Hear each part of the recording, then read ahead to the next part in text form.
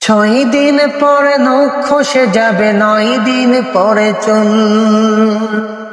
কবর গাহের সামানা নিতে কইর না কেউ ভুল। কবর জায়গা ভালো নয়, কবর জায়গা ভালো নয়। আমল দিয়ে কবর গৃহ সাজিয়ে নিতে হয়। কবর জায়গা ভালো নয়, আমল দিয়ে কবর গৃহ সাজিয়ে নিতে হয়। 6 দিন পরে নখ খসে যাবে, 9 দিন পরে চুল। কবর গাহের সামানা নিতে কইর না কেউ ভুল। কবর জায়গা ভালো নয়, কবর জায়গা ভালো নয়।